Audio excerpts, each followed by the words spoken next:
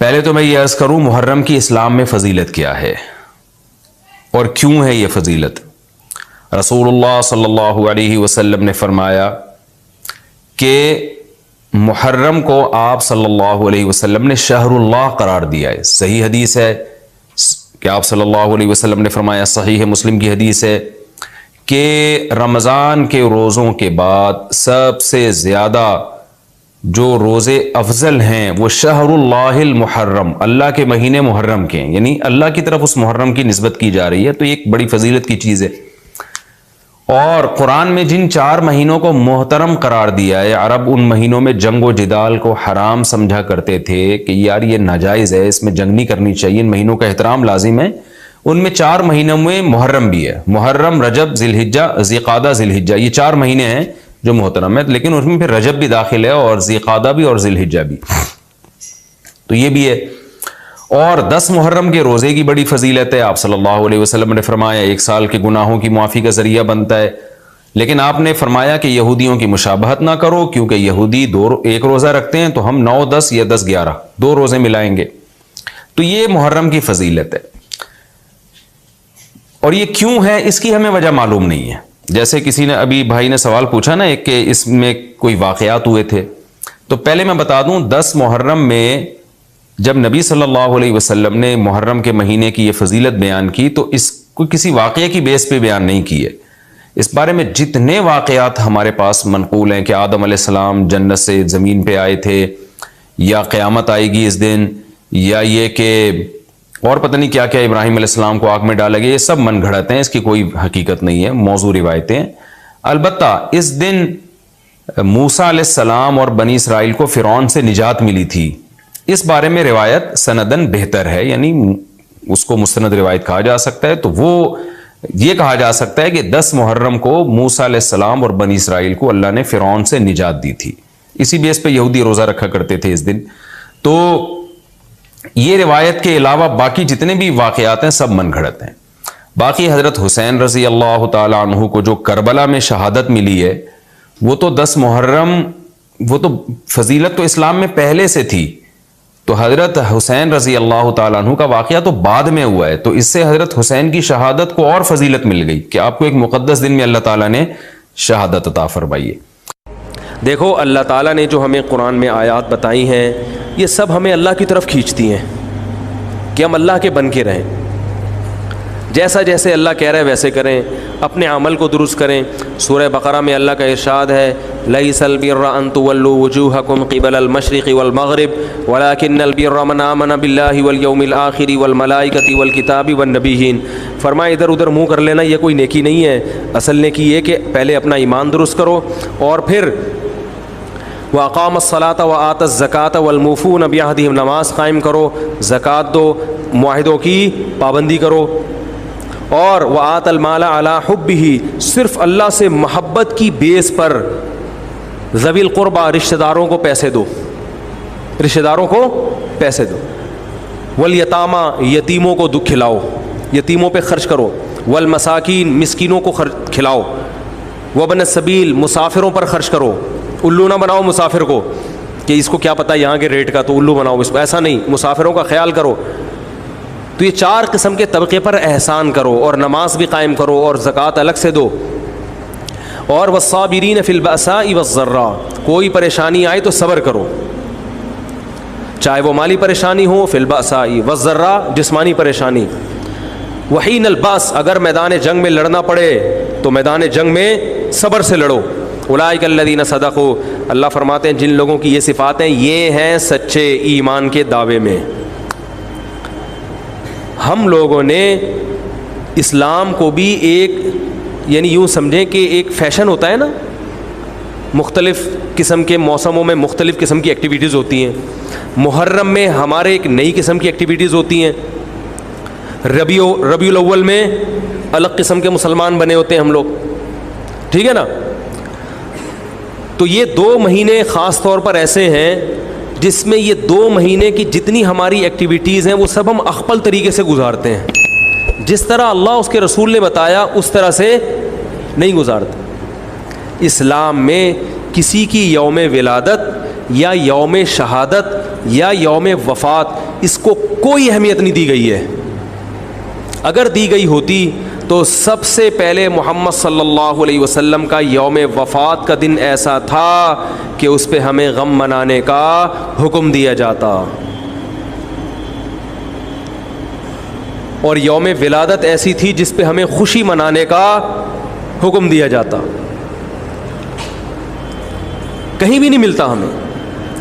بعض حضرات یہ کہتے ہیں کہ آپ صلی اللہ علیہ وسلم کو خواب آیا تھا جس میں بتایا گیا کہ آپ کے نواسے حضرت حسین جو جنت کے سرداروں کے, جنت کے نوجوانوں کے سردار ہیں, ان کو آپ کی امت شہید کرے گی. تو آپ بلک بلک کے رونے لگے.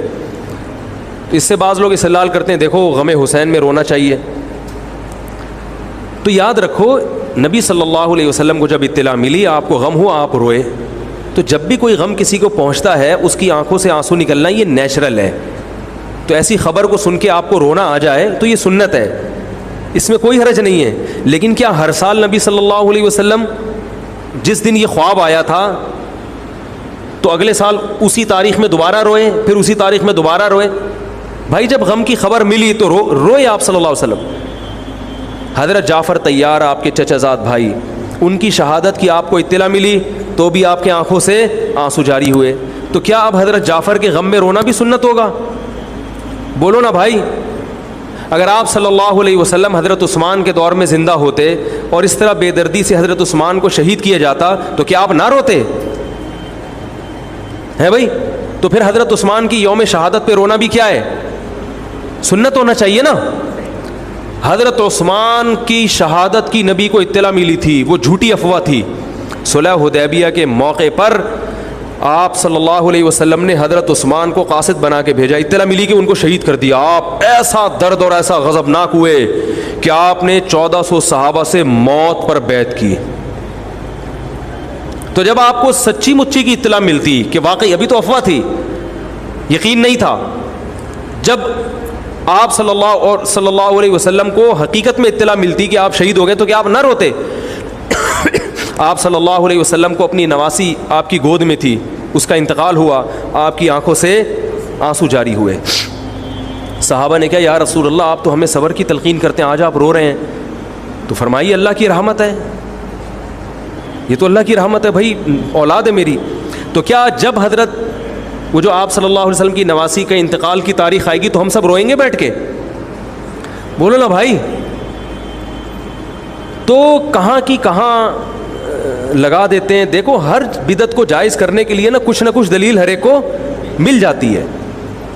تو میں بار بار کہتا ہوں جو شیعہ حضرات ہیں ان کا مسلک ہے, وہ تو صحابہ کو نہیں مانتے, تو ان کا جو مسلک ہے ان کو کرنے دیں, ان کے کام میں ٹانگ نہ اڑائیں, نہ ان سے بحث کریں, نہ ان کے کام میں ٹانگ اڑائیں. بولے بھائی آپ کا مسلک ہے آپ کریں. میں کہتا ہوں جو سنی لوگ ہیں جن کے اصول ہی الگ ہیں ان سے, وہ یہ سب کیوں کر رہے ہیں؟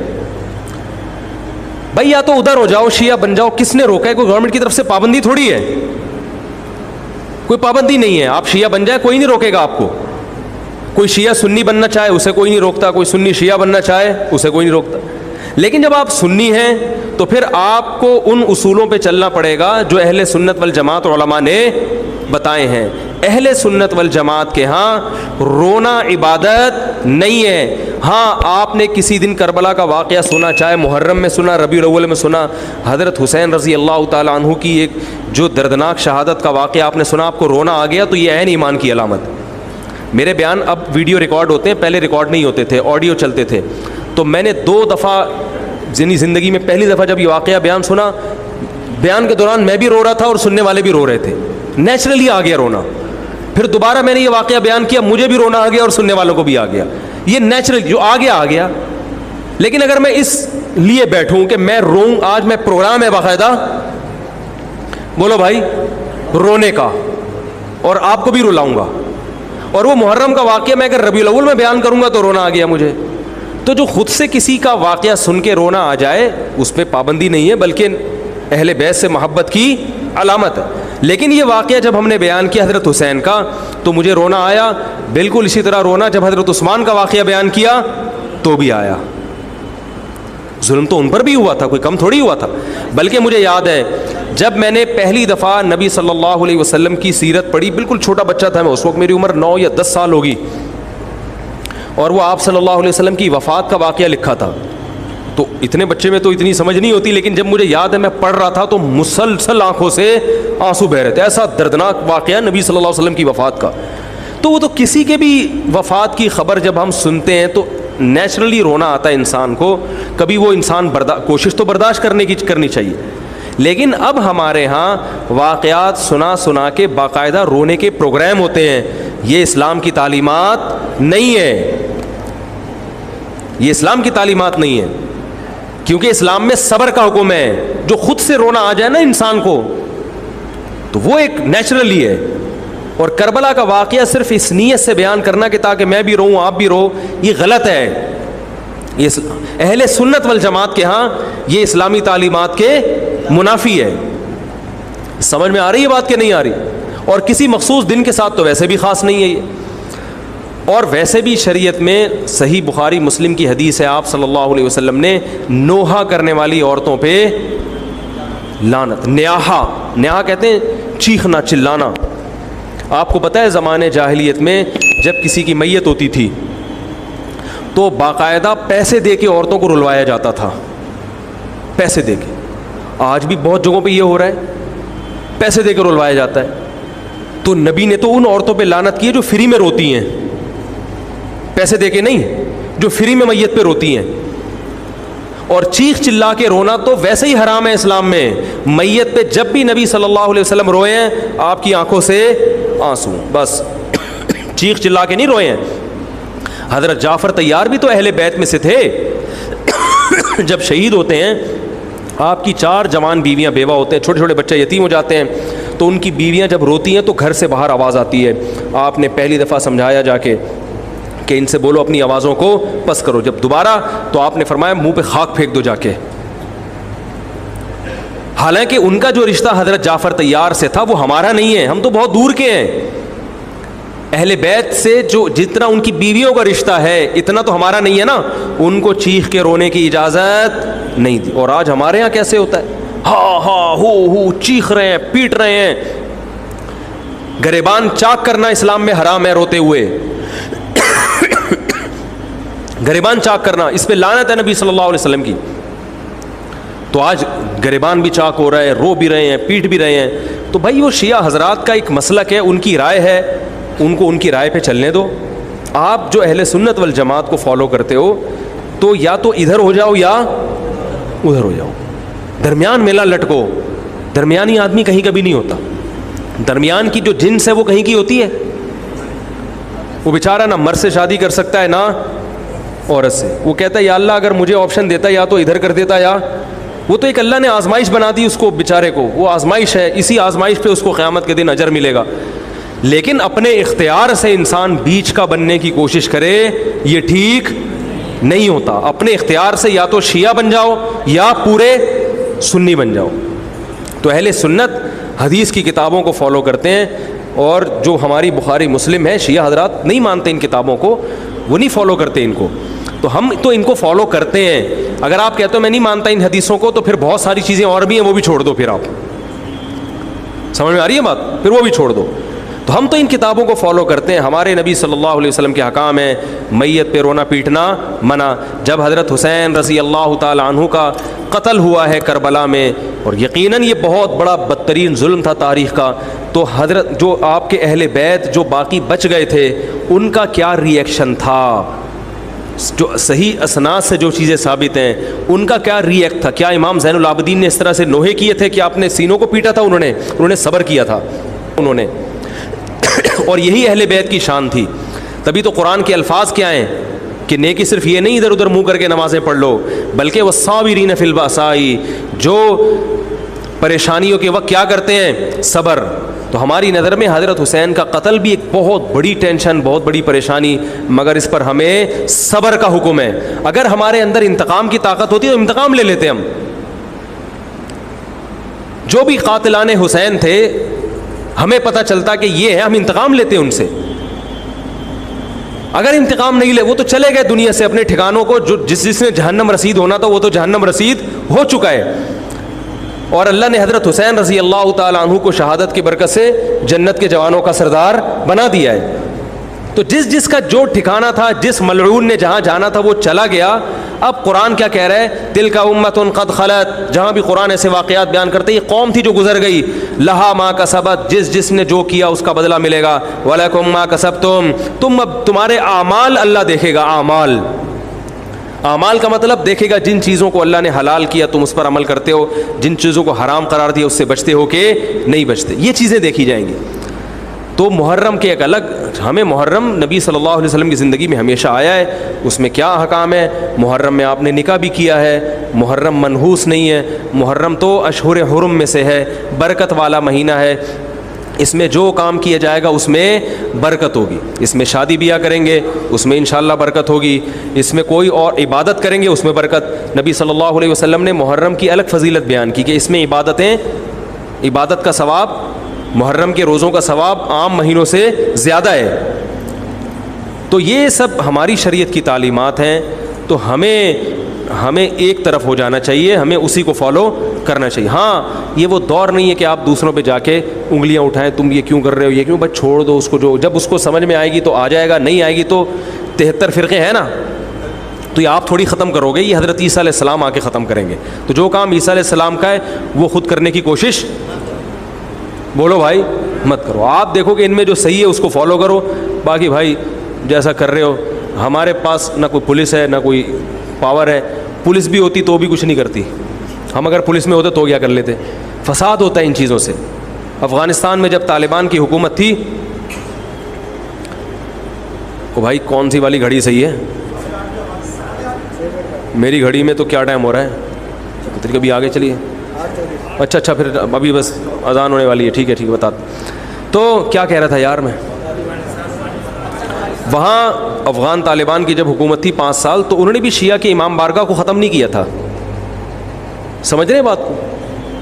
ایک حد بندی کر دی تھی, ختم نہیں کیا انہوں نے بھی شیعوں سے صلح کی تھی, مذاکرات کیے تھے. بھائی ٹھیک ہے آپ اپنی امام بارگاہ کے اندر جو آپ کی ایکٹیویٹیز ہیں آپ وہ کرو. حالانکہ کتنی پاورفل حکومت تھی, اس لیے کہ اتنی بڑی تعداد میں انہوں نے کہا بھائی ہم کیسے پابندی لگائیں, ایک پورا ایسے ممکن نہیں ہے ہمارے لیے. تو گورنمنٹ کے لیے بہت سی چیزیں ممکن نہیں ہوتی, پابندیاں نہیں لگا سکتی گورنمنٹ. تو جو طالبان نہیں ختم کر سکے, حالانکہ طالبان سنی مسلک کے تھے اور وہ شیعہ بالکل ایک. میں نے وہاں امام بارگاہ میں اذانیں بھی سنی ہیں, ریڈیو پہ اذان آتی تھی امام بارگاہ سے, میں نے خود سنی ہے کہ بھائی میں نے یہ کہاں سے آ رہی ہوں, افغانستان سے میں اس وقت اذان ہوں. افغانستان کا چینل اس وقت آتا تھا طالبان کا اردو میں چینل, تو اس میں اذان آ رہی ہوتی تھی شیعہ حضرات کی. تو فرقواریت کا یہ طریقہ ختم کرنے کا نہیں ہے کہ آپ جا کے ان کو چھیڑیں, تنگ کریں. بھائی یہ بہت عرصے سے چلے آ رہے ہیں, چلتے رہیں گے. جو صحیح ہوگا اس کو حضرت عیسیٰ علیہ السلام نافذ کر دیں گے, جو غلط کو ڈیلیٹ کر دیں گے خود ہی. اگر ہم غلط ہوئے تو حضرت عیسیٰ علیہ السلام سب سے پہلے ہماری گردنیں اڑا کے ہمیں ڈیلیٹ کر دیں گے, ٹھیک ہے نا. اگر وہ غلط ہوئے تو ان کو ختم کر دیں گے. تو یہ ان کا کام ہے, آج کسی کے بس میں یہ نہیں ہے. تو میں یہ اس لیے کہہ رہا ہوں کہ لڑو مت, گالی گلوچ مت کرو, فیس بک پہ ایک دوسرے کے خلاف نیگیٹو کمنٹس مت کرو, کیونکہ ہم اختلافات کے متحمل نہیں ہیں. ہمیں بہرحال قومی سطح پہ ایک ہی بن کے رہنا ہے. پاکستان کے مقابلے میں جو ہمارے دشمن ہیں ان کے مقابلے میں ہمیں ایک بن کے رہنا. جہاں تک مذہب کا تعلق ہے, بھائی آپ کا مسلک اجازت دیتا ہے آپ کریں, ہمارا مسلک ہمیں اس کی اجازت, ہمارا مسلک ہمیں ماتم دیکھنے کی بھی اجازت نہیں دیتا. سمجھ میں آ رہی ہے بات؟ ہمیں دیکھنے کی بھی اجازت نہیں, ہم دیکھیں گے بھی نہیں. آپ کا مسلک ہے آپ کریں. تو لڑنا بھڑنا نہیں ہے. میں صرف یہ کہہ رہا ہوں کہ ایک طرف ہو جاؤ, یا ادھر یا بولو بھائی ادھر ہو جاؤ. تو ہم یہ چیزوں کو غلط سمجھتے ہیں, نہ ماتم کو جائز سمجھتے ہیں, نہ رونے پیٹنے کو جائز سمجھتے ہیں. جس طرح سے رویا جا رہا ہے, کسی کو واقعہ کربلا سن کے رونا آ جائے, یہ ایمان کی علامت ہے اہل بیس. لیکن یہ کوئی سنت عمل نہیں ہے کہ باقاعدہ اس کو رلانے کے لیے آرڈر پہ بٹھایا جائے کہ چلو کربلا کا واقعہ سن کے رونا سنت ہے تو آپ بیٹھو تو رو. ایسا نہیں ہے, کچھ ایسی شریعت میں نہیں ہے. اللہ تعالیٰ سے دعا ہے کہ اللہ تعالیٰ ہمیں اہل سنت والجماعت میں اگر ہم ہیں تو حقیقی معنوں میں اس میں داخل کر لے, اور پھر اسی کو فالو کرنے کی توفیق عطا فرمائے, اور ملک کو بدامنی سے محفوظ فرمائے. ایک تو KPK کے ایک بہت بڑے عالم حضرت مولانا شیخ ادریس صاحب جو شیخ الحدیث بھی تھے, مجھے ان کے بارے میں پہلی مرتبہ اس وقت پتہ چلا جب میں جاپان کے ٹرپ پہ گیا تھا. تو جنہوں نے مجھے بلایا ارشاد بھائی ہیں، وہ پہلے شیخ ادریس صاحب کو بھی بلا چکے تھے. وہاں میں نے لوگوں سے ان کی بڑی تعریف سنی تو مجھے تجسس ہوا بھائی کون ہیں کے پی کے عالم ہیں جن کے علم اور تقوی پہ لوگ اتنا ناز کرتے ہیں، کے پی کے لوگ. پھر میرا پشاور جانا ہوا، گاؤں دیہاتوں میں جانا ہوا، وہاں بھی میں نے ان کے بارے میں سنا. پتہ چلا جامعۃ الرشید میں ہمارے کچھ ٹیچر ایسے ہیں جو ان کے شاگرد ہیں براہ راست، حضرت مولانا ادریس صاحب کے رحمہ اللہ تعالی. ہمارے دل میں بھی عقیدت پیدا ہوئی. اطلاع ملی کہ جی ان کو شہید کر دیا گیا. شہادت سے پہلے 15-20 دن ان کے خلاف سوشل میڈیا پہ بہت ہی غلیظ قسم کا پروپیگنڈا کیا گیا. ان کا بیان میں نے سنا، بیان تو پشتو میں ہے لیکن وہ بہت آسان پشتو ہے، واضح ہے. اس میں انہوں نے بتایا کہ میں حق بیان کروں گا، پھر فوج کی تعریف کی، آرمی چیف کی تعریف کی. اس کے بعد پھر سوشل میڈیا پہ ان کے خلاف جو طوفان بدتمیزی مچایا گیا ہے ان کے خلاف، شرم کے سارے تقاضوں کو بالائے طاق رکھ کے. تو پہلے میں آپ سے چند اصولی باتیں کروں گا. جنہوں نے سوشل میڈیا، جو قاتل ہیں وہ تو دہشت گرد ہیں، وہ تو بعد میں آتا ہوں ان پر. میں پہلے جن لوگوں نے سوشل میڈیا پہ ان کو پریشان کیا، دیکھو اگر آپ کو آرمی چیف کی تعریف پسند نہیں ہے تو آپ بولو کہ ہم شیخ الحدیث کی اس رائے سے متفق نہیں ہیں، بس اتنا کافی ہے. نہ کسی کی عقیدت میں پاگل ہو جاؤ، کسی سیاستدان یا کسی چیف کی عقیدت میں، نہ نفرت میں پاگل ہو جاؤ. ہماری قوم میں اعتدال ختم ہو گیا ہے. اگر آپ کو حضرت کی مخالفت کرنی تھی، جو سوشل میڈیا پہ جنہوں نے ان کے خلاف پروپیگنڈا کیا نا، 15 دن جو اسٹریس دی ان کو، جس عذاب میں ڈالا ہے ان کو، میں ان لوگوں سے مخاطب ہوں جس جہالت کا مظاہرہ کیا ہے. اگر آپ کو ان کے بیان سے اتفاق نہیں تھا، آپ کا خیال تھا آرمی چیف کی تعریف نہیں ہونی چاہیے تھی، زیادہ سے زیادہ آپ بھی یہ کلپ ریکارڈ کروا دیتے کہ حضرت سے ہمیں بہت عقیدت ہے، حضرت کے علم اور تقوی پر ہمیں بڑا ناز ہے، حضرت کی اس بات سے ہم اختلاف کرتے ہیں. یہ ٹھیک ہے اس طرح سے ریئیکشن ریکارڈ کروانا اگر آپ کا خیال ہے کہ وہ غلطی پر تھے. لیکن جو طوفان بدتمیزی ان کے خلاف سوشل میڈیا پہ مچایا گیا ہے، پھیلایا گیا ہے، اس سے پتہ چلتا ہے کہ لوگ کسی سیاسی لیڈر کی عقیدت میں بھی اعتدال نہیں ہے اور مخالفت میں بھی اعتدال نہیں ہے. بھائی اگر آپ کو کسی سیاسی لیڈر سے محبت ہے، اس کے کسی کام کی بیس پہ، تو آپ کو علماء سے کیوں محبت نہیں ہے؟ کیا انہوں نے زندگی میں کوئی کام نہیں کیے؟ صرف علم ہی، دین کا علم ایک ایسی بنیادی چیز ہے، اگر ذرہ برابر بھی ایمان ہونا تو انسان کو اہل علم سے محبت ہوگی. جو 1-1.5 ہفتہ 15 دن ان کو اذیت دی ہے نا، جو سوشل میڈیا پہ ہم بھی دیکھ رہے تھے، اتنا آگے جانے کی کوشش مت کرو. کسی سیاسی لیڈر کی محبت میں بھی پاگل مت ہو جاؤ اور نفرت میں بھی پاگل مت ہو جاؤ. آج کل لوگ نفرت کرتے ہیں، اس میں بھی پاگل ہو جاتے ہیں اور محبت میں بھی پاگل ہو جاتے ہیں. آپ تھوڑا سا سافٹ کارنر رکھو. ہمارے بھی بڑے جب کوئی بات کرتے ہیں تو بعض دفعہ ہمیں بھی اس سے تھوڑا سا اشکال ہوتا ہے، مرض کر دیتے ہیں حضرت اس بات سے ہمیں کیا ہے، اختلاف ہے. مجمع میں بھی کہہ دیتے ہیں ہمیں ان سے. بھائی علماء کی اطاعت کی جائے گی اس علم میں جو اللہ نے ان کو دیا ہے. سیاست میں اگر وہ کوئی بات کرتے ہیں، آپ کو ان سی بات سے اختلاف ہے، تو اعتدال کے ساتھ آپ اس رائے کو بیان کر دو. میں نہیں کہہ رہا آپ ان کی بات کو 100% درست مانو، لیکن اس بات پہ بھی امکان ہے کہ وہ صحیح بول رہے ہوں. ضروری نہیں کہ آپ کی رائے صحیح ہو.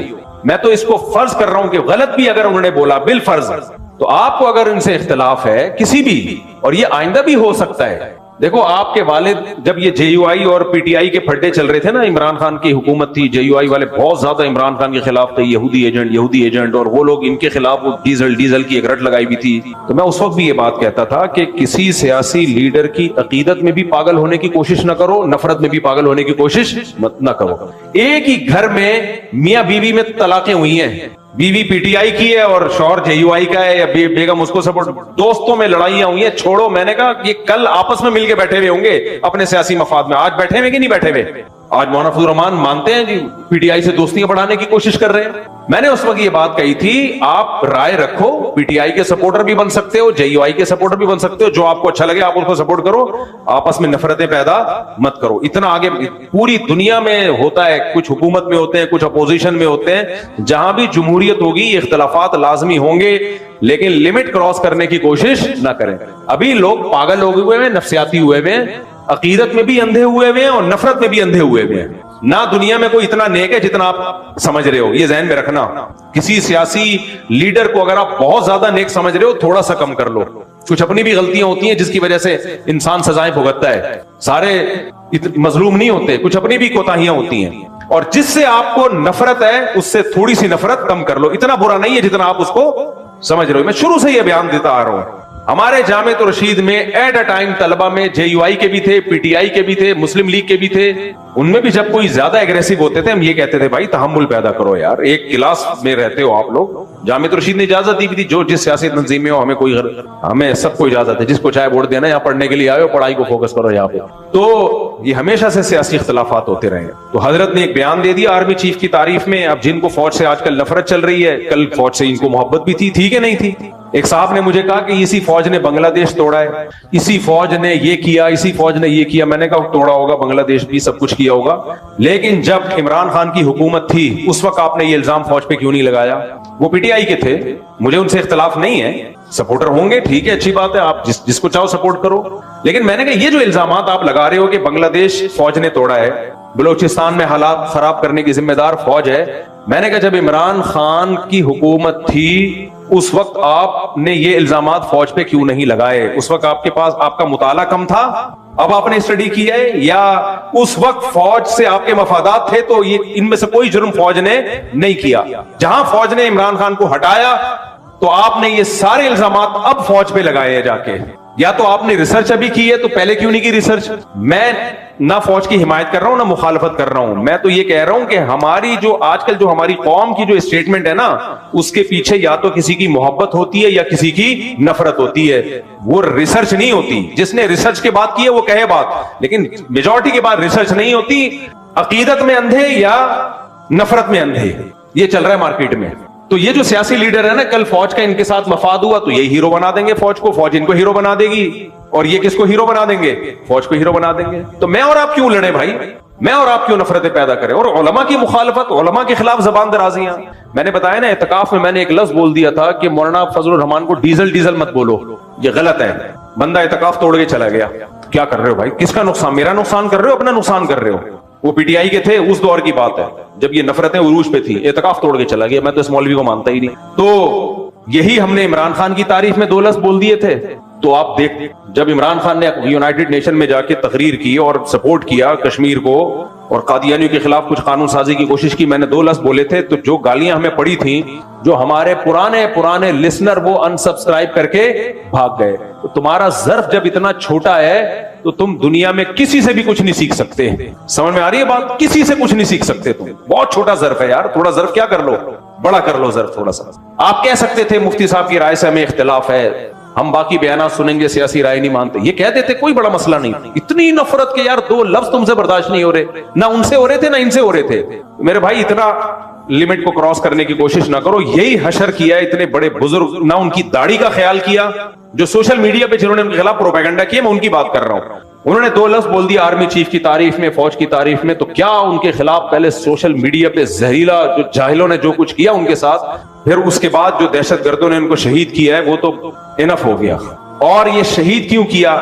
ان کی شہادت سے ایک چیز سمجھو. اکثر لوگ جب کوئی فوج کی تعریف کرتا ہے نا, لوگ اس کو درباری سرکاری موت سے ڈرنے والا کہتے ہیں. میں نے 1-1.5 مہینے پہلے بیان دیا تھا, اس وقت جو فوج کی مخالفت کرے اس کی زندگی کو کسی سے خطرہ نہیں ہے. سوشل میڈیا پہ مخالفین بھرے ہوئے ہیں. اس وقت جو پاکستان کو سپورٹ کرے گا اور فوج کی حمایت, میں عاصم منیر کی یا آرمی چیف کی بات نہیں کر رہا, چیف ایک شخص ہے, اس سے آپ کو نفرت بھی ہو سکتی ہے, آپ کو محبت بھی ہو سکتی ہے. آرمی کے چیف آتے جاتے رہتے ہیں, کوئی تعریف کرے گا کوئی برائی کرے گا, ہمیشہ سے ہوتا رہے, وہ تو ہماری بھی ایک رائے ہے. لیکن ایز اے ادارہ جو فوج کی حمایت کرے گا اس کی زندگی کو خطرہ ہے. اور آج آپ نے اپنی آنکھوں سے دیکھ لی, بہادر وہ نہیں ہے جو فوج کی مخالفت کر رہا ہے, اسے کوئی خطرہ نہیں ہے. سوشل میڈیا پہ بھرے ہوئے لوگ, زیادہ زیادہ یہ ہوگا فوجی اٹھا کے سافٹ ویئر اپڈیٹ کر کے چھوڑ دیں گے اس کو. بہت سے لوگ مخالفت کر رہے تھے, فوجی نے اٹھایا سافٹ ویئر اپڈیٹ کیا, ونڈو چینج کی, پرانی ونڈو ڈلی ہوئی تھی نئی ونڈو ڈالی, تو وہ تو پھر اب یہ بول رہے ہیں الیکشن میں دھاندلی بالکل بھی نہیں ہوئی تھی. وہ اتنے اپڈیٹ ہو گئے کہ وہ اتنے تو یعنی بہت ہی اپڈیٹ ہو گئے نا, وہ ان کے ایسے سافٹ ویئر اپڈیٹ ہوئے. زیادہ زیادہ یہ کریں گے نا, وہ مار کے تھوڑی پھینکیں گے. کتنے صحافیوں کو مار دیا بھائی, بہت سے صحافی ہیں بول رہے ہیں فوج کے خلاف, کچھ بھی نہیں ہو رہا ان کو. اس وقت زندگی کو اس کے خطرہ ہے جو مذہبی اسکالر پاکستان کی حمایت میں یا فوج کی حمایت میں بولے گا. کیونکہ یاد رکھو پاکستان یہ جو اسلام دشمن طاقتیں ہمارے خلاف ہے نا, یہ ہماری آرمی کے خلاف ہیں. ان کو پتا ہے پاکستان بچا ہوا آرمی کی وجہ سے ہے. سیاسی لیڈروں کے پاس کوئی فورس تھوڑی ہے. کباب میں ہڈی, جو ملک بچانے میں سب سے بڑی ہڈی کون ہے؟ وہ فورسز ہیں ہماری, چاہے وہ آرمی ہو, چاہے وہ ایئر فورس ہو, چاہے وہ نیوی ہو. تو اس لیے جو فورسز کی مخالفت کرے گا بین الاقوامی طاقتوں کی آنکھ کا تارا ہوگا. وہ جو حمایت کرے گا اس کی جان کو خطرہ ہے. اور آج آپ نے کے پی کے میں دیکھ لیا شیخ الحدیث مولانا ادریس کی شہادت کے بعد جب انہوں نے کھل کے پاکستان اور پاکستان کی فورسز کی حمایت کی ہے ان کو شہید کر دیا گیا. میں سمجھا پا رہا ہوں اپنی بات؟ تو اس لیے اس وقت جو حمایت کرے گا وہ بہادر ہے, وہ ڈرتا نہیں ہے. انہوں نے کہا کہ میں ڈرتا نہیں ہوں کسی سے, اور انہوں نے ثابت کر دیا کہ میں بہادر ہوں. ان کو تھریٹس تھیں, ان کو خطرات تھے. تو ایک پیغام تو ہمیں یہ ملا, دو پیغام. پہلا, کسی عالم کی رائے سے, سیاسی رائے سے آپ اختلاف کرو تو اس عالم کی شان میں توہین بولو مت کرو. اختلاف کرنے کا آپ کو حق ہے, توہین کرنے کی اللہ نے آپ کو اجازت نہیں دی ہے. یہ بہت بڑا جرم ہے. اس کا اگلے کی سفید داڑھی کا تو خیال کرو, اس کی عمر کا تو خیال کرو. دوسرا, اس وقت جو فورسز کی حمایت کرے گا بہادر وہ ہے, کیونکہ عوام سے بھی گالیاں پڑ رہی ہیں اور زندگیوں کو بھی خطرہ ہے. مخالفت کرو, سب کہیں گے, سلوٹ کریں گے, سلام کریں گے, بہادری کا خطاب دیں گے آپ کو. اور یہ آپ نے اپنی آنکھوں سے دیکھ لیا. تیسری چیز, کراچی میں کتنے علماء شہید ہوئے. حضرت مولانا اسلم شغوری شہید رحمۃ اللہ علیہ, مولانا یوسف جانوی شہید ہوئے. ایک سلسلہ چلا تھا کراچی میں علماء کی شہادتوں کا. مفتی نظام الدین شہید ہوئے. مولانا اسلم شغوری صاحب, مجھے رحمہ اللہ تعالیٰ کی شہادت سے پہلے مجھے یاد ہے ہمارے استاذ ان کو سمجھا رہے تھے کہ حضرت کوئی گارڈ کا انتظام کریں, کوئی سیکیورٹی رکھیں. اس وقت ان کے درس قرآن بڑے ہٹ ہو رہے تھے. ہمارے ایک استاذ نے ان کے ہاتھ جوڑے کہ خدا کے لیے کوئی سیکیورٹی کا انتظام کریں. آپ ہمارے پاس ایک واحد سرمایہ ہیں جن کے اس وقت نا www.darsequran.com یہ درس قرآن کی سب سے بڑی ویب سائٹ تھی. بہت اس کو پروموٹ کیا الحمدللہ ان کے شاگردوں نے, ان کے خادموں نے. سیکیورٹی کا انتظام نہیں کیا. ہمارے ایک استاذ مجھے یاد ہے ان کے پاؤں پکڑ رہے تھے, حضرت کو سیکیورٹی کا انتظام کریں, اپنے شاگردوں سے کہیں سیکیورٹی دیں آپ کو, کیونکہ آپ کے درس قرآن انہیں آپ کو یہ دہشت گرد شہید کر دیں گے. ہم ایک بہت بڑے سرمایے سے محروم ہو جائیں گے. میں بیٹھا ہوا تھا, ہمارے ایک استاذ ان کو سمجھا رہے تھے اور 2 ہفتے بعد اطلاع آئی کہ ان کو شہید کر دیا گیا. پاؤں سے معذور عالم کو شہید کیا گیا. مفتی نظام الدین صاحب کی شہادت ہوئی ہے, کوئی سیکیورٹی کا مضبوط انتظام بولو نہیں تھا. مولانا یوسف جہانوی شہید رحمۃ اللہ علیہ گھر سے باہر نکلے, کوئی گارڈ نہیں, کوئی انتظام نہیں. ایک بندہ آیا اور سر پہ گولی مار کے چلا گیا. مولانا عادل شہید رحمۃ اللہ علیہ, کوئی سیکیورٹی کا انتظام نہیں. دارالعلوم کرنگی سے کانفرنس اٹینڈ کر کے آ رہے ہیں, ایک بندہ آیا اور گاڑی میں بیٹھے بیٹھے سر پہ گولی مار کے چلا گیا. اس کے بعد تو عبرت حاصل ہونی چاہیے کہ نہیں ہونی چاہیے. یہ سارے کراچی میں شہید ہوئے. کے پی کے میں کتنے علماء شہید ہو چکے ہیں آپ دیکھو, دہشت گردوں کے ہاتھ. ایک طویل سلسلہ ہے. تو یہ ان علماء پر نہیں, ان کے شاگردوں پہ سوال اٹھ. دیکھو اصل تو ذمہ داری ہے حکومت کی کہ حکومت ان علماء کو سیکیورٹی دے. تو کیا آپ حکومت سے امید رکھتے ہو کہ وہ اپنی ذمہ داری پوری کرے گی؟ ہے بھائی, سارا ٹائم حکومت کو گالیاں دینے میں ضائع کرنے سے بہتر نہیں ہے کہ اپنا کوئی انتظام کر لو؟ تو کیوں نہیں ان کے شاگردوں نے ان کے لیے سیکیورٹی کا انتظام کیا؟ جب سوشل میڈیا پہ ان کو برا بھلا بھی کہا جا رہا ہے, گالیاں پڑ رہی ہیں, تو اندازہ ہو جانا چاہیے کہ دشمنی بڑھ گئی ہے. کوئی انتظام نہیں ہے علماء کی گارڈ کا, کوئی سیکیورٹی. گورنمنٹ کو گالیاں دینے سے کچھ بھی نہیں ہوگا. حکومت پہلی ذمہ داری میں بتا رہا ہوں کہ حکومت کی ہے, گورنمنٹ کی ہے کہ وہ ان علماء کی حفاظت کریں. اگر گورنمنٹ نہیں کر رہی تو کیا عوام کی حفاظت, عوام کی ذمہ داری نہیں ہے کہ اپنے علماء کے لیے سیکیورٹی کا انتظام کریں؟ دیکھو علماء کی مزاج میں استغنا ہوتا ہے, وہ بعض دفعہ نہیں مانتے اس کو. عوام کی ذمہ داری ہے, ان کے مریدوں کی, ان کے شاگردوں کی ذمہ داری ہے. بولے آپ کے گارڈ ہوں گے, آپ چاہو یا نہیں چاہو. آپ کا باپ جب بیمار ہوتا ہے, ڈاکٹر کہتا ہے کہ ان کو یہ دوا کھلانی ہے ورنہ ان کا بلڈ پریشر شوٹ کر جائے گا, برین ہیمریج ہو جائے گا. ابا دوا نہیں کھا رہے ہو, آپ گن پوائنٹ پہ کھلاؤ گے ان کو. اگر آپ کو ابا سے محبت ہوگی, اگر آپ کو ابا سے محبت ہوگی, آپ کو اپنے بچے سے محبت ہوتی ہے, وہ ٹیکا نہیں لگوانے دے رہا, آپ زبردستی اس کے کولے میں ٹیکے گھسیڑتے ہو کیونکہ آپ کو بچے سے کیا ہے محبت. وہاں آپ یہ نہیں کہتے میں اللہ پہ توکل کروں گا, بیماری بھی اللہ کے ہاتھ میں, شفا بھی کس کے ہاتھ میں, اللہ کے ہاتھ. چھوڑو کیا بچے کو ٹیکے سے تکلیف ہو رہی, نہیں لگاؤں گا ڈاکٹر صاحب, کوئی بات نہیں, نمونیا ہے, ٹائیفائڈ ہے, کوئی بات نہیں. میں کس پہ توکل کروں گا؟ اللہ پہ. اللہ جب زندگی دیتا ہے تو اللہ دیتا ہے, موت دیتا ہے تو اللہ دیتا ہے. جتنے دن بچے نے زندہ رہنا رہے گا, مرنا ہوگا مر جائے گا. وہاں تو یہ بات نہیں کرتے. اپنے بزرگوں کی جب بات آتی ہے سیکیورٹی کی, او بھائی اللہ والوں کو تو اللہ پہ توکل ہوتا ہے. جو رات قبر میں گزرنی ہے وہ زمین پہ نہیں گزر سکتی, جو زمین میں گزرنی ہے وہ قبر پہ نہیں گزر. یہ باتیں کر کے سیکیورٹی کی ایسی کی تیسی. آدھا قرآن لیتے ہو, آدھا نہیں لیتے. یقیناً جو رات قبر میں گزرنی ہے وہ گزرے گی, یہ بھی اللہ نے ہمیں بتایا. لیکن یہ بھی اللہ نے ہمیں بتایا, یا ایھا الذین آمنوا خذوا حذرکم, اے ایمان والو اپنے بچاؤ کی تدبیریں اختیار کرو, دشمن سے بچاؤ کی تدبیریں اختیار کرو. یہ بھی کس کا حکم ہے؟ اللہ کا حکم ہے. तो इसलिए केपीके में तो है ही नहीं उलमा की कोई सिक्योरिटी नहीं, उसको ऐसा बुरा समझते हैं बहुत से लोग, कहते हैं तवक्कुल के खिलाफ है। इसलिए मेरे भाई दुश्मन बढ़ते जा रहे हैं। मेरा तो ख्याल था कि हजरत की सिक्योरिटी होगी बहुत सख्त, ये तो हमें बाद में पता चला कि कोई सिक्योरिटी नहीं थी। तो जो उलमा बच गए हैं, केपीके वालों से हम हाथ जोड़ते हैं, खुदा के लिए उनकी सिक्योरिटी का आप खुद इंतजाम करो। उलमा नहीं करते, आप अवाम करें उनके लिए, गार्ड रखे, तनख्वाह दे उनको, ऐसी गाड़ियां दे उनको, चंदा करके दो, भले हदिया करके दो, ऐसी गाड़ियां दो जिसमें गार्ड बैठ के उनके साथ जा सकें। इससे औरत के हुकूक का तहफ्फुज होता है, औरत महफूज हो जाती है, क्योंकि मर्द के लिए औरत तक पहुंचने का निकाह के अलावा कोई रास्ता बाकी नहीं रहता। और निकाह का मतलब क्या है? अपने आप को सारी जिंदगी की मर्द ने टेंशन में डाल दिया। तो मर्द टेंशन उठा के औरत को हासिल करता है। जब बेपर्दगी वाला माहौल होगा तो औरत एक ऐसा इंस्ट्रूमेंट बन जाएगी इंटरटेनमेंट का, सस्ता तरीन और मजेदार तरीन। बात आ रही है समझ में? सबसे मजेदार और सबसे ज्यादा सस्ता। तो वो वैल्यू क्या हो जाएगी औरत की? खत्म, जो कि हो गई है। तो ये ऐसा जिसमें औरत का, इस एक सिस्टम में औरत के हक का तहफ्फुज है, जिसमें इस्लाम हया को प्रोमोट कर रहा है, इसमें औरत का क्या है? तहफ्फुज है। मर्द के लिए औरत से दिल बहलाना आसान नहीं रहेगा। दूसरे में क्या है? गरीबों का तहफ्फुज है, और इसमें रुकावट जो माशी निजाम है उसमें गरीबों का तहफ्फुज है। उसमें मालदार आपकी राह में रोड़े अटकाएगा। बात आ रही है? तो इसलिए मेरे भाई हुकूमती सतह पे भी इन दो चीजों के खिलाफ आवाज उठानी चाहिए। अपनी सलाहियतों को दाएं बाएं चीजों में जाया मत करो, ये कानून पास हो जाए, ये कानून पास हो जाए, ये हो जाए। और भाईजान सबसे पहले ये पास करवाओ कि को एजुकेशन सिस्टम को खत्म किया जाए। स्कूलों में लड़कियों का ड्रेस प्रॉपर होना चाहिए। फीमेल को मेल नहीं पढ़ाएगा, मेल को फीमेल नहीं पढ़ाएंगी। खवातीन के हॉस्पिटल अलग होने चाहिए, मर्दों के अलग होने चाहिए। ये क्या मजाक है कि डिलीवरी केस है और मेल डॉक्टर आके वो केस, मेल डॉक्टर के पास क्यों जा रहा है वो केस? औरत के बच्चा पैदा हो रहा है, आदमी का काम क्या है वहां खड़े होकर? वो क्यों खड़ा हुआ है वहां पे? सब खत्म। तो ये दो चीजों को मेरे भाई अपने घरों में भी नाफिज करो, समझ रहे?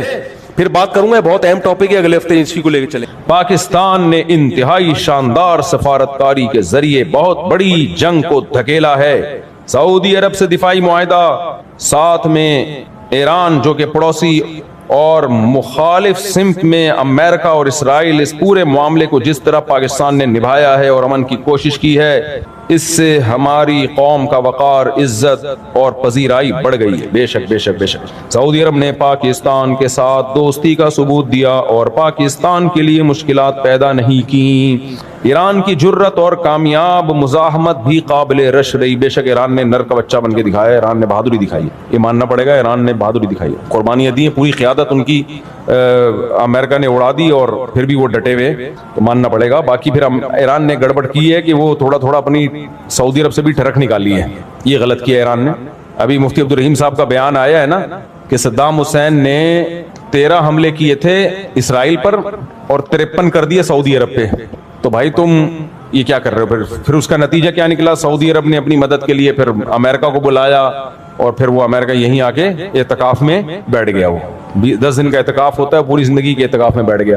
तो अब सऊदी अरब ने सही किया गलत किया, लेकिन इसमें मजबूर किसने किया? सद्दाम हुसैन ने मजबूर किया। भाई आपको क्या जरूरत है, आपने कुवैत पे कब्जा कर लिया, फिर आगे सऊदी अरब पे भी।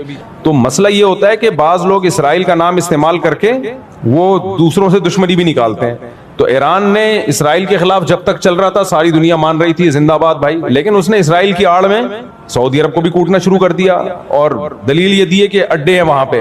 भाई उन अड्डों से आप पे अटैक नहीं हो रहा, उन अड्डों से आप पे अटैक नहीं हो रहा। तो सऊदी अरब जाने, वो अमेरिका जाने, और वो आज से थोड़ी हो, तो बहुत पहले से हैं। तो इसलिए ईरान, अगर मैं इस मामले में ईरानी हुकूमत की तारीफ करता हूं, बार उसने जवान मर्दी का मुजाहरा किया है, ये मानते हैं, लेकिन दूसरे जो काम सही है उसको सही कहा जाएगा, जो गलत है उसको गलत कहा जाएगा। तो उसने ये भी किया, जो सऊदी अरब को क्यों आप हमला कर रहे हो? बाज लोग कहते हैं सऊदी अरब में बादशाहत है, जो नाजायज बादशाहत है। देखो, बातें करने पर गवर्नमेंट की तरफ से कोई पाबंदी नहीं है। जब सऊदी अरब का पाकिस्तान आर्मी के साथ इत्तेहाद हुआ था ना, आर्मी नहीं, फोर्सेस के साथ, उसमें एयरफोर्स भी है। हमारी सबसे जानदार शानदार तो एयरफोर्स है, तो हमारे पायलट हैं, हमेशा से मशहूर हैं। तो तभी मुझे बचपन से पायलट बनने का शौक था, इसलिए मेरी 2-3 तस्वीरें बचपन की पायलट वाले ड्रेस में हैं। बस वो तस्वीरें ही हैं, वो भी पता नहीं कहाँ चली गई। तो अब भी पायलट से कम नहीं है भाई, अब भी जहाज उड़ा रहे हैं, और क्या जहाज ही तो उड़ा रहे हैं बैठ के यहाँ। खैर, अअज़्ज़ु मक़ामिन फ़िद्दुना सरजु साबिहीन, وخیر جلیس فی الزمان کتاب.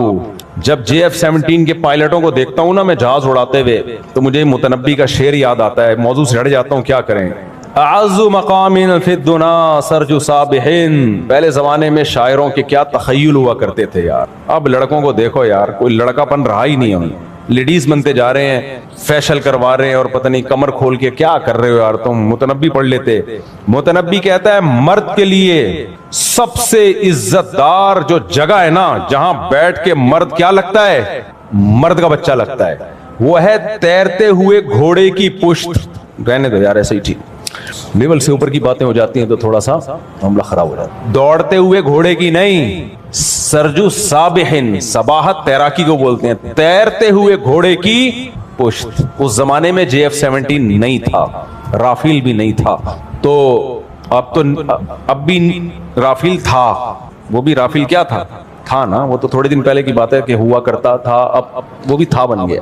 تو وہ دیکھو کیسی میمز بنی تھی کباڑ میں, رافیل لے لو بھائی. پاکستانی قوم میمز بنانے پر آئے, بڑا مزہ آتا ہے. ابھی پیٹرول مہنگا ہوا نا تو ایک آدمی نے بائک کو رکھ کے جنازہ پڑھا ہے اس کا میم میں. تو اعز مقام فی الدنا سرج صابحین, دنیا میں سب سے زیادہ مرد کے لیے جو عزت دار جگہ ہے جس پہ مرد کیا لگتا ہے, مرد کا بچہ لگتا ہے, وہ ہے تیز تیرتے ہوئے گھوڑے کی پشت.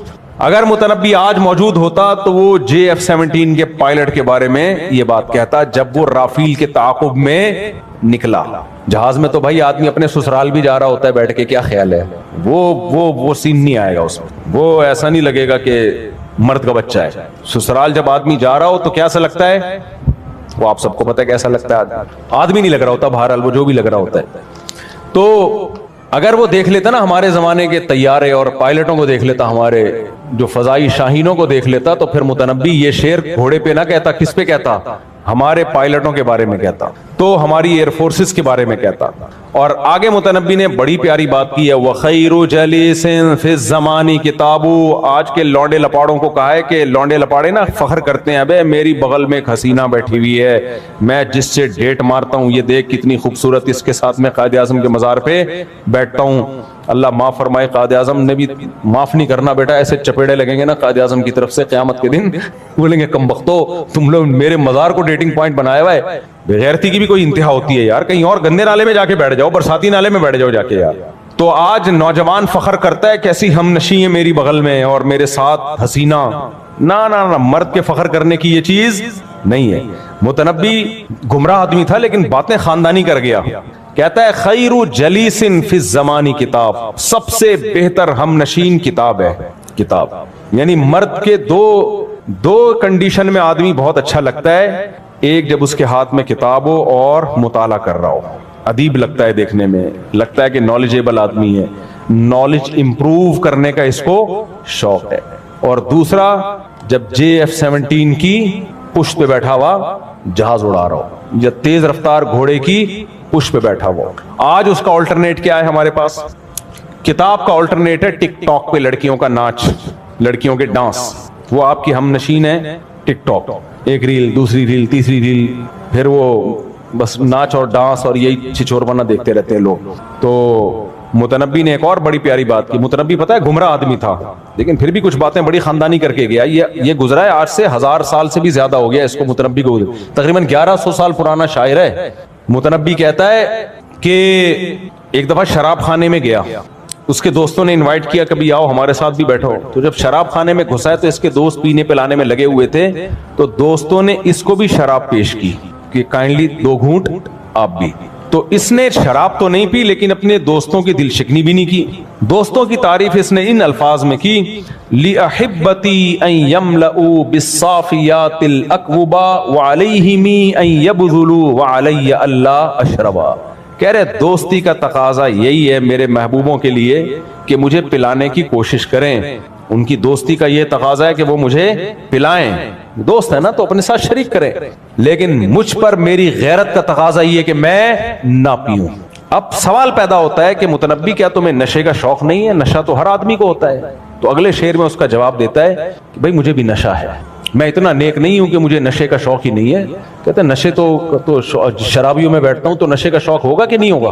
تو کہہ رہا ہے ایسا نہیں ہوں گے میں دودھ کا دھلا ہوا کہ مجھے نشے کا شوق نہیں ہے، لیکن کہتا ہے مجھے نشہ پتہ ہے کس چیز کا ہے؟ کہ مجھے نشہ ایک گھمسان کی جنگ ہو رہی ہو اور اس میں گھوڑے کی پشت پہ سوار ہو کے تلوار لے کے میدان جنگ میں کود پڑوں اور تلواروں کی جھنکار سے مجھے جو دھڑک پیدا ہوتی ہے نا، جو میں ناچتا ہوں، وہ والا کہہ رہا ہے یہ پروگرام اس شراب میں مجھے نظر نہیں آ رہا. تو میرے جو نشہ ہے وہ کیا ہے؟ تلواروں کی جھنکار، اس میں لڑائی نہیں آ رہی. میرا خیال ہے بات پہلے زمانے میں ہوا کرتا تھا، اب یہ سب ختم ہو گیا. متنبی کہتا ہے کہ لوگ مجھ سے پوچھتے ہیں میں کون ہوں، مجھ سے آ کے نا پوچھتے ہیں کہ حضرت آپ کہاں سے ہیں، انڈا موڑ سے آپ کا تعلق ہے، پٹیل پاڑا میں رہتے ہیں، آپ ڈیفنس میں رہتے ہیں، کہاں رہے لوگ، ہم تعارف کرتے ہیں نا. مجھے لگ رہا ہے آپ لوگ بور ہو رہے ہیں، شاید بور ہو رہے ہیں. مجھے آپ کو دیکھ کے ایسا لگ رہا ہے آپ ٹینشن میں آ گئے.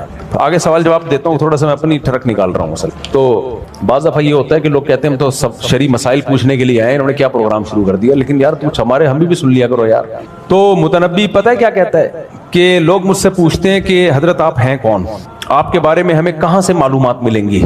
تو متنبی کہتا ہے میرے بارے میں معلومات لینی ہے تو مجھے تلوار جانتی ہے، گھوڑا جانتا ہے اور کتاب جانتی ہے. اس کے علاوہ میرا کسی سے سلام دعا بولو، کسی سے سلام دعا نہیں. تلوار کے بارے میں مجھ سے آپ معلومات لے سکتے ہیں. تلوار بتائے گی بھائی اس کے ہاتھ میں آ جاؤ تو بس خیر نہیں ہے، کھوپڑیاں کٹنا شروع ہو جاتی ہیں. گھوڑا بتائے گا، گھوڑے سے پوچھو گے یار متنبی کے بارے میں رپورٹ پیش کرو، کہہ رہے رپورٹ پیش کرنے کی ضرورت نہیں ہے، میری لگام جب متنبی کے ہاتھ میں ہوتی ہے اس کا اسٹائل بدل جاتا ہے. اور کتاب بتائے گی، کتاب کہے گی بھائی اتنا اچھا دوست ہے، جب ایک دفعہ ہاتھ میں مجھے پکڑتا ہے تو صفحے الٹتا ہی چلا جاتا ہے.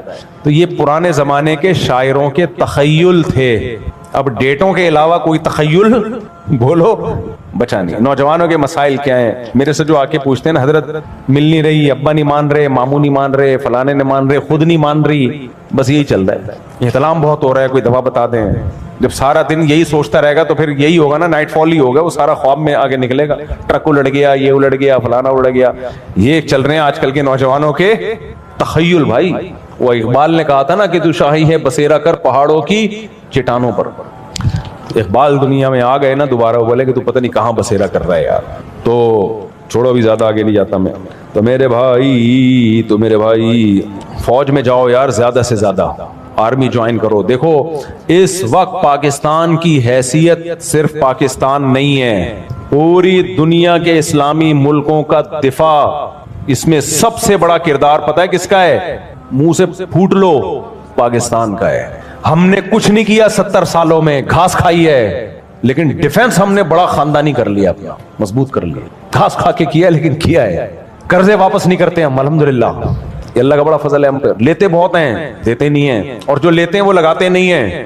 یہ سب اپنی جگہ. گٹروں کے ڈھکن ہمارے ہاں نہیں ہے، لیکن ایک کام ہم نے کیا، اپنا ڈیفنس ہمارا. دیکھو غریب آدمی جو طاقتور ہو وہ عزت سے جیتا ہے کہ نہیں جیتا؟ اس مالدار سے جو ہر وقت ڈرتا رہتا ہو. کیا خیال ہے؟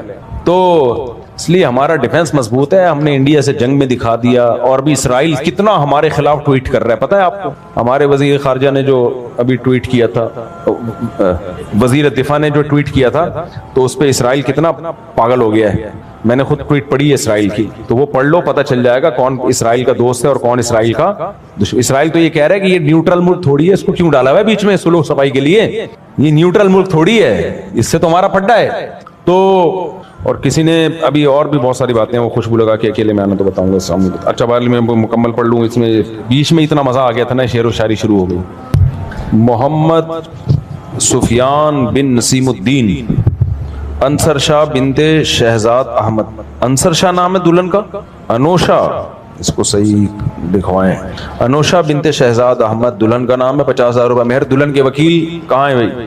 دلہن کے وکیل آپ ہیں. آپ نے اجازت دی کہ 50,000 روپے مہر میں انوشا شاہ بنت شہزاد احمد کا نکاح محمد سفیان ولد نسیم الدین سے کروں. اجازت ہے؟ اجازت ہے.